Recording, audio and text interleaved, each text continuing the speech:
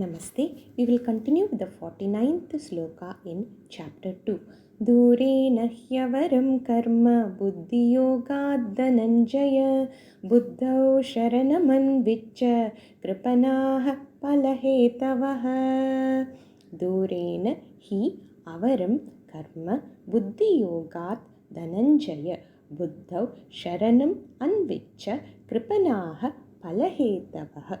In the previous sloka, Bhagavan had given the crux of Karma Yoga. Yogastha kuru karmani. Established in yoga, do your karma. Sangam tyaktva. Without any attachment to the results of the karma. Siddhya siddhyav samabhutva. Being the same, whether it's a success or whether it's a failure, whether it happens as you expected or it did not happen as you expected, whether it gives you happiness or sadness. Samaha bhutva, being the same. Samatvam yoga uchyate. So being same in all situations is yoga, namely karma yoga. So here Bhagavan further elaborates dūreṇa. Dūreṇa, excessively avaram. Avaram meaning neecham, which is very low. So something is very low. What is low? Karma. Karma which has been done for the sake of its results.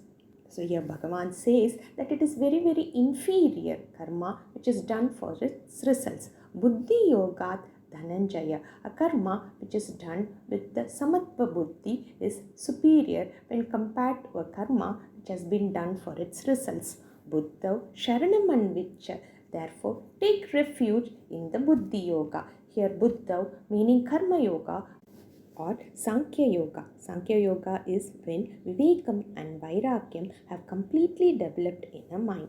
So buddhau śaraṇam anviccha, take refuge in the Samatva Buddhi. And kṛpaṇāḥ phala-hetavaḥ. Bhagavan here says that people who do a karma or an action for the result or for its fruits are kṛpaṇāḥ, are very, very pitiable. Why so? Because it will lead to birth and death. For even if you get a birth in the upper worlds like heavens, shine punye martyalokam vishanti. Once the punyam is exhausted, they have to return to earth.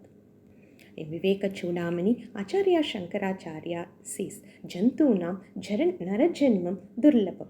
This human birth is very rare indeed. Durlabham trayame vaitat. Deivanugraha ketukam manushyatvam mumukshutvam mahapurusha samshrayah. It is very rare which you get only with Daiva Anugraham, with the blessings of God. What are these three? Manushyatvam, being born as a human, mumukshutvam, desiring to get liberation, and finally Mahapurusha samshrayah, getting in touch with a guru. In Brihadaranyaka Upanishad, Yajnavalkya, a rishi, wants to take sannyasa. So he decides to split his wealth among his two wives.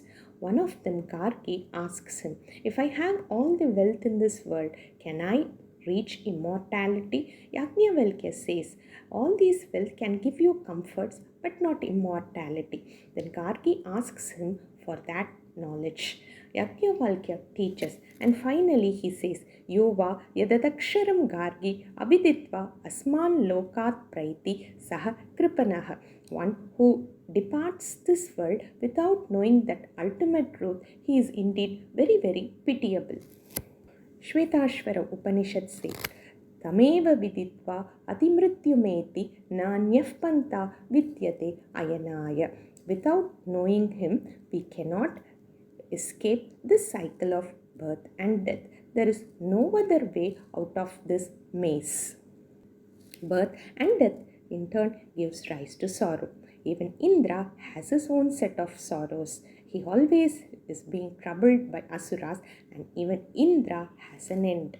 We will continue again with the next sloka later. Dhanyavadaha.